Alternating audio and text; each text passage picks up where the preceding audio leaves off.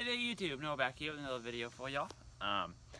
Today I'm showing one of the newest additions to Noah's welding, I guess. I've been talking about it a little bit on my channel.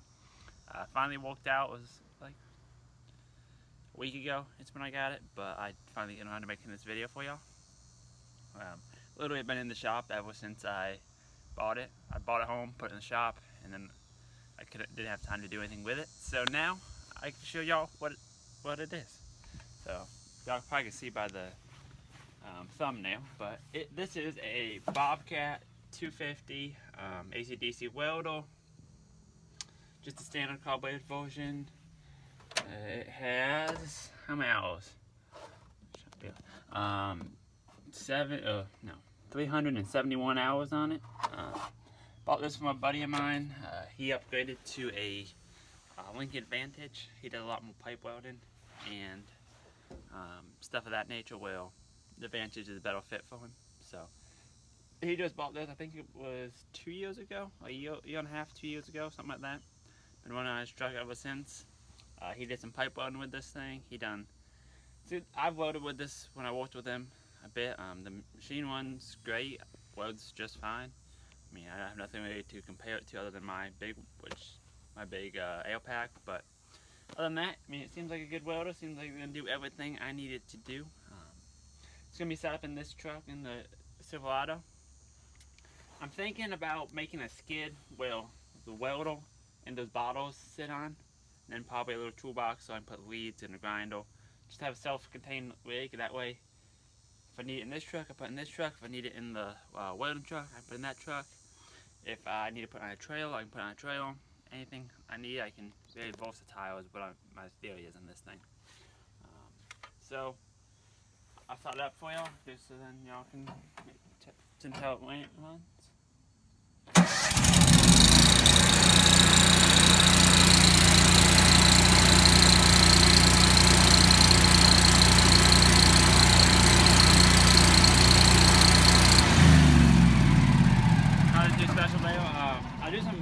I'll do a video about me actually using it. I ain't got the lead set up at the moment.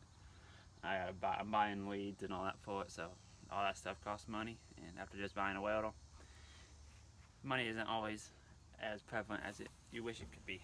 But a couple things I want to show y'all about this machine. Y'all might have seen this and this right here. This is a Up 10 is the name of it. I don't know if they still make it or not, but basically what it did, it's a little remote control for these things, so that you can have a remote up and down amperage control. It's a little wireless. I don't have it with me. I haven't got it from my buddy yet. When we switched his truck one day over and put the Vantage in, and that night is when I got this, just because he came over to my house to do it. But basically, if you come over to the front here, I'll show y'all. You see right here, there's some little magnet-looking things. There was a magnet that sits down here with a little electric motor with a little belt that hooks onto this. So when you hit the remote up, it spins it one way, down, just to adjust it. He bought that because he was using this to do a lot of chill water pipe and stuff of that nature, where he really liked that adjustability aspect. But yeah, other than that, it's a clean machine. Can't really say too much about it. Like I said, when I worked with him for a little bit, I ran this machine. Well, it's just fine. Yeah, I mean, it's a nice machine. It's gonna be a nice addition to the fleet, I guess you could say. And yeah, so like I said, that's my idea for the skid. If y'all have any ideas on skid, or think whether I should put it on a skid or not, or just mount it to the truck, let me know in the comment section below. That'd be greatly appreciated. But I think that's about it for this. I got one other thing I'll show y'all, but that'll probably be a separate video. But I want to thank y'all for watching. Don't forget to like, comment, and subscribe for more. I'll talk to y'all later. What's going on, YouTube? Noah back here. I just getting ready to put that video up about the new Bobcat welder that I got. Just wanted to do a little more about that. More about building your business. you see that that welder I bought, it's nothing special. I mean, it's a Bobcat 250, but to a lot of people that'd be a nice welder. To me, it's a nice welder. I mean, and I come across some people. Well, I don't want to ever come across as being like showing y'all what I got as being a bragging per se, or say look what I got. It's not that at all. I've worked for all this stuff, and that Bobcat, it's been for me to be able to afford something like that. I bought it used. I didn't know who owned it. That's why I bought it used. Just somebody off the street, I probably wouldn't have bought it, but I know who owned it. I know it was taken care of real good. I ran it a while before I bought it, just because did some work with him, and I'm still doing work with him now. So yeah, so that's great. But the biggest thing I want to tell you: don't go into debt for your equipment. Save up if you can't afford it. I know sometimes you have to do it, but if you do end up going into debt for equipment, for a truck, for a welding machine, pay it off. Just get it paid off. The sooner you can get rid of that payment, the better off, in my opinion, you'll be financially, because you don't gotta worry about making that note every single week, or every single month, whatever it is. You don't have to make a $300, $400, $500 payment every single week, or month. Sorry, every month. There's enough cost in running your own business. Other than that, you don't need any more cost than what you don't need any more payments. Granted, sometimes you just have to do what you gotta do, but I would strongly advise not doing that. That's one reason. Like I said, I have a day job, and the thing I like about my day job is I can put all my business money towards folding the equipment and setting up the rig and all that. So I'm not concerned about making my rent payment every month, because I got a day job that takes care of that. Any amount knows welding money I can put back into the business to build it.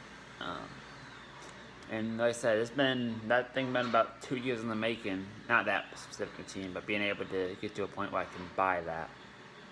It just takes discipline, putting the money aside, not spending it on this, that. You need the things you want, either personally or more tools. You gotta prioritize what tools you want, what tools you think you can need, and whatever. So, like I said, I got that taken care of. That's gonna be a nice addition to the fleet. I'm hoping to get that truck set up, and possibly see about having an apprentice or something that I can, so we can get two rigs running. That'd be nice. But still kind of hard right now because I got my day job, and that's taking a lot of time, which is a good thing right now, but it's a struggle because there's a lot of jobs I could be doing that I can't, or I can't even bid on because I don't have the time commitment that I can put towards that job to get it done. So I don't know, something I'm trying to figure out what's my next step, if I'm gonna keep on the day job for a while and then switch over or whatever. That's to be determined. It's just hard to leave that safety net of a day job and insurance and all that to pretty much the unknown. But my biggest thing is the biggest thing I want to put out there is, if you can own your own equipment. Y'all probably heard me say this before. I'm not a fan of buying used engine drives. I'm just not. I've had a few experience with it. I'm gonna make a video when I get some time, probably in the next couple of weeks, about engine drives, what to look for, what not to look for, that kind of stuff. This is my opinion on buying. I don't recommend buying used engine drives, but I'm gonna show you all the engine drives I've ever owned, and then show y'all what I like, what I don't like, and all that. So be looking for that video coming up. But yeah, just try owning your equipment. I mean, a loan isn't the worst thing in the world. If you know you got the work, that's great.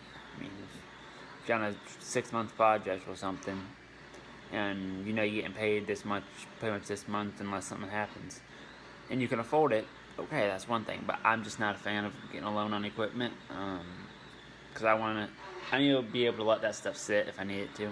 If work slows down, that stuff's sick, it doesn't cost me a dime. The only thing that costs me a dime is insurance. that's about it.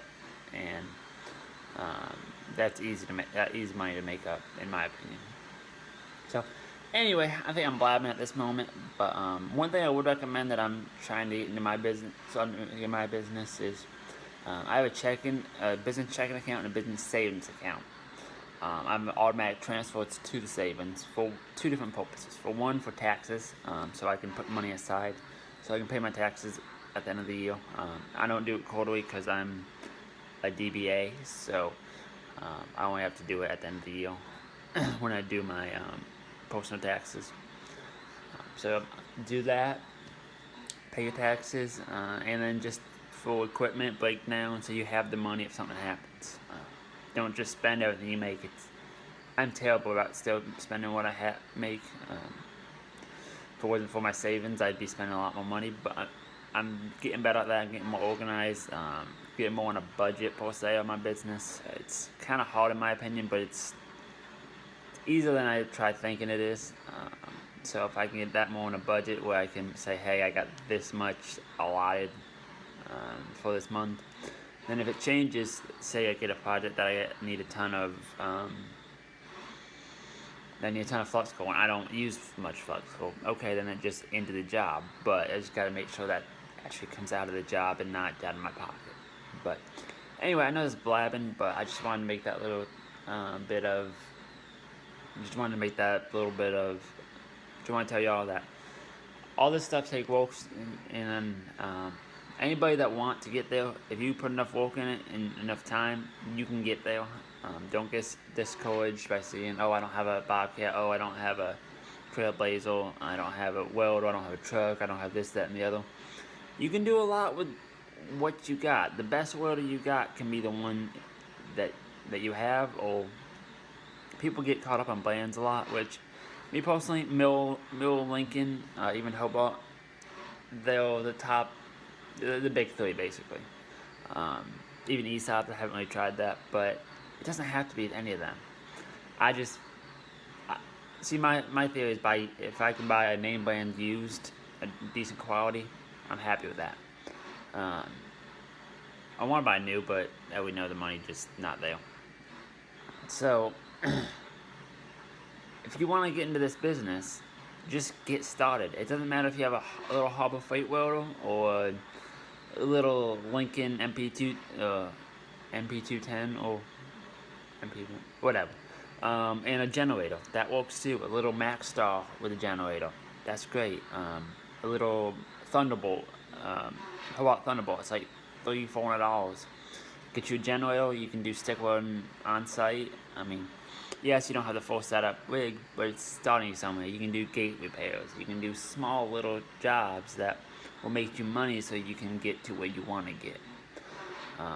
But anyway, this video is getting a little long for what it is, and sorry for the noise in the background. That's a 3D printer. I didn't make a video about that. I never did. It's got it for Christmas, I guess. It's a cool little thing. I go in spells of using it or not, but yeah, I'll make a video on that sometime. Probably this winter when it gets cold, I'll make some more videos on that. And if any of y'all have any experience with 3D printers, let me know.